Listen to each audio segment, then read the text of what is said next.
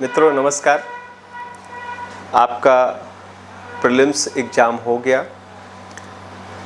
आप सभी बच्चों को आगे की परीक्षा के लिए यानी मुख्य परीक्षा के लिए मेरी ढेर सारी शुभकामनाएं। मैं हूं सीएम मिश्रा और आप देख रहे हैं रुद्र आईएएस चैनल।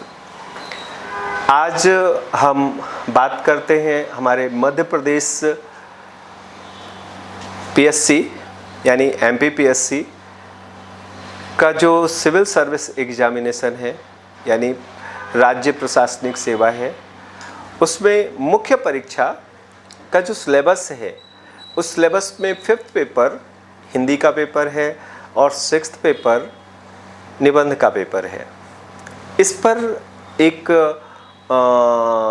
जो डिस्कशन, इस पर एक बहस आज के इस वीडियो में हम आपके सामने करने जा रहे हैं। पहली बात आपको ये जान लेनी ज़रूरी है फर्स्ट ऑफ ऑल कि जो जनरल हिंदी का पिछला सिलेबस था उस सिलेबस से ये सिलेबस टोटली डिफरेंट है। ओके, तो क्या क्या चीज़ें बदल गई हैं और क्या क्या नई चीज़ें शामिल कर ली गई हैं मैं बताना चाहूँगा इस पर। तो ध्यान रखना आपको कि जो पिछले सिलेबस में हिंदी के रस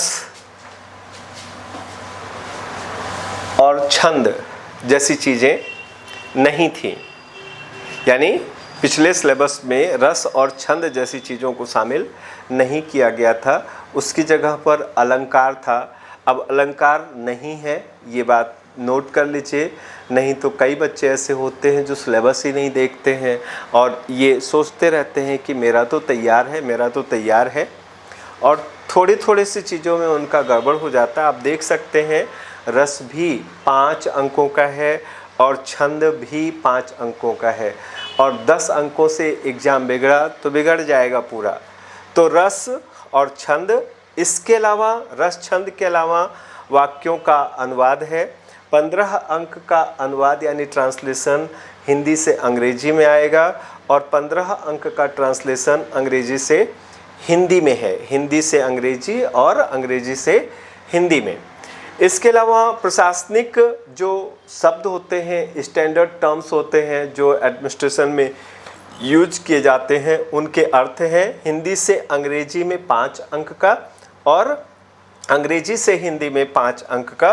तो इस तरह से 10 अंक का ये प्रशासनिक शब्दावलियां हैं, 5-5 10 अंक की हैं। इसके अलावा संधि और समास, संधि और समास ये पहले भी एग्जाम में था, यानी पहले भी सिलेबस में था और अब भी सिलेबस में है। संधि और समास दोनों मिला के 10 अंक के हैं। 5 अंक की संधि पूछी जाएगी और 5 अंक का समास पूछा जाएगा। इसके अतिरिक्त मुहावरे और कहावतें हैं। मुहावरे, कहावतें या लोकोक्तियाँ 5-5 अंक की होंगी, यानी 10 अंक की ये भी हो गई। इसके अलावा प्रारंभिक व्याकरण और शब्द ज्ञान से संबंधित जो प्रश्न आते हैं उनमें विराम चिन्ह, शब्द शक्तियाँ, विलोम शब्द, अनेक शब्दों के लिए एक शब्द, तद्भव, तत्सम शब्द, पर्यायवाची शब्द, शब्द युग्म, वर्तनी शोधन, वाक्य संरचना और वाक्यों के प्रकार और शब्द अर्थ, इससे रिलेटेड ये 10 टॉपिक्स दिए गए हैं और इसमें से 10 क्वेश्चन पूछे जाएंगे और प्रत्येक प्रश्न 2-2 अंकों के होंगे। इसके अलावा पल्लवन रेखांकित पंक्तियां, यानी आपको एक पूरा पैसेज दे दिया जाएगा और उस पैसेज में जो कुछ लाइंस होंगी जिन्हें अंडरलाइन किया गया रहेगा, तो उन अंडरलाइन जो भी आपका सेंटेंस है, अंडरलाइन सेंटेंस का आपको एक्सपेंशन करना है, उसकी व्याख्या करनी है।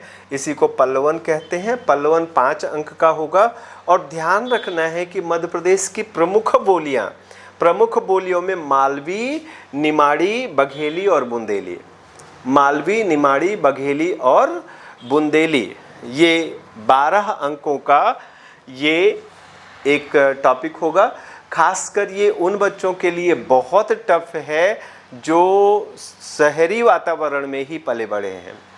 उन बच्चों के लिए हो सकता है ये टॉपिक कुछ आसान हो जाए, जो जिनका गांव से, ग्रामीण समुदाय, ग्रामीण समाज से अभी भी कनेक्शन है, उनके लिए ये कुछ आसान हो जाएगा। लेकिन उसमें भी सेलेक्टिव होगा, क्योंकि मालवा का रहने वाला शायद बुंदेलखंडी या बघेली ना जानता हो, और बघेली जो जानता हो सकता हो मालवा के शब्दों को ना जानता हो। तो ये एक बहुत बड़ा चैलेंज होगा, इसको आपको एक्सेप्ट करना होगा। और अपठित गद्यांश है, देखें 12 अंक का तो बोलियां हैं और 18 अंक का अपठित गद्यांश है, यानी 12, 18, 30 अंक के तो ये 2 टॉपिक्स हो गए। ठीक है, इसके बाद हम आते हैं 6th पेपर में। यहाँ भी आपको ध्यान रखना है कि निबंध अंधी में तैयार नहीं करना है। निबंध के टॉपिक्स दिए गए हैं और आपसे अपेक्षा की जाती है, आपसे उम्मीद की जाती है कि एग्जामिनेशन हॉल में जाने से पहले आप इन टॉपिक्स को अच्छे से तैयार कर लेंगे। इन्हीं टॉपिक्स से रिलेटेड निबंध पूछे जाएंगे। तो जो 1000 शब्दों का निबंध है, जिसके लिए 50 अंक अलॉटेड है, उसके टॉपिक्स हैं भारतीय ज्ञान, विज्ञान एवं परंपरा, विकसित भारत ऑब्लिक 2047 का भारत, आत्मनिर्भर भारत की कल्पना, स्वर्णिम मध्य प्रदेश, अंतरिक्ष में भारत के बढ़ते कदम, मध्य प्रदेश का गौरवशाली इतिहास, पर्यावरण विज्ञान, धर्म एवं आध्यात्म, विश्व ग्राम की संकल्पना, शिक्षा में गुणवत्ता, राष्ट्रीय शिक्षा नीति 2020, परंपरागत या कौशल आधारित व्यवसाय, आधुनिकीकरण, भूमंडलीकरण, उदारीकरण, कृत्रिम बुद्धिमत्ता, परंपरागत खेल, सांस्कृतिक विरासत, सभ्यता एवं संस्कृति, धार्मिक सांस्कृतिक पर्यटन, युवा नीति, योग एवं स्वास्थ्य, ई मार्केटिंग,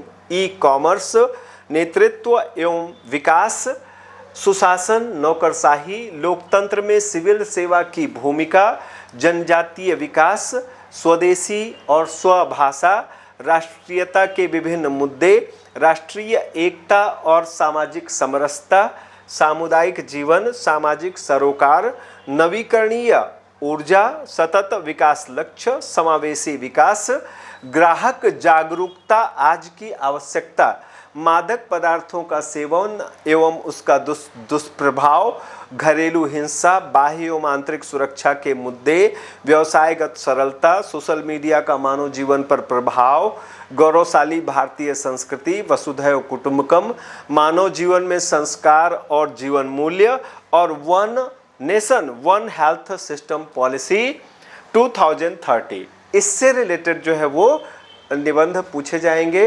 तो इन टॉपिक्स को आप भी एक बार सिलेबस में देख लेना, और इन टॉपिक्स से रिलेटेड कंटेंट जहाँ से भी हो सके ज़्यादा से ज़्यादा कलेक्ट करके और उन पर निबंध लिखने का प्रैक्टिस अगर आज से ही आप करेंगे। यहाँ ध्यान रखना है कि निबंध लेखन कोई आसान काम नहीं है, और जिसका निबंध और हिंदी संवर गई समझ लो उसको टॉप करने से कोई रोक नहीं सकता है। Because first paper, second paper, third paper और फोर्थ पेपर की तैयारी सभी बच्चे लगभग एक जैसा करते हैं। उनके लिए मार्केट में कंटेंट भी एक जैसे ही होते हैं, सभी एक जैसा आंसर लिख के आते हैं। लेकिन जिस किसी भी भाई ने या जिस किसी भी बहन ने फिफ्थ पेपर और सिक्स्थ पेपर में अच्छा कर लिया, समझ लो उसका कल्याण हो गया, उसका भला हो गया। तो उम्मीद करता हूँ कि ये टॉपिक आपको अच्छा लगा होगा, और आज के लिए बस इतना ही। नेक्स्ट वीडियो में हम फिर मिलते हैं नए टॉपिक के साथ, कुछ अच्छे और सारगर्भित विषय को लेकर के। एक योजना है मेरी जो शायद आने वाले समय में मैं साकार कर पाऊँ, उसको ला पाऊँ धरातल पर, कि प्रत्येक सब्जेक्ट से, यानी चाहे फर्स्ट पेपर हो, सेकंड पेपर हो, थर्ड पेपर हो, फोर्थ पेपर हो, इसमें मैंने देखा है बच्चों को सबसे ज़्यादा प्रॉब्लम जो होती है वो शॉर्ट टाइप आंसर्स में होती है, यानी जो छोटे छोटे उत्तर लिखने होते हैं 2-2 लाइन के, उनमें होती है एक बात। और दूसरी बात ये होती है कि वो प्रश्न कहीं इकट्ठा मिलते नहीं हैं। तो मैं ये सोच रहा हूँ कि आने वाले समय में मैं कुछ वीडियोज ऐसे बनाऊं कि जो उन प्रश्नों और उनका उत्तर हम कैसे लिखेंगे उनसे रिलेटेड हो, जिससे एक आइडिया आपको लग सके, जिससे एक धारणा आप बना सको कि इन प्रश्नों का उत्तर हमें किस तरह से देना है। इसी के साथ आज का सेशन यहीं ओवर करते हैं। जय हिंद, जय भारत, नमस्कार।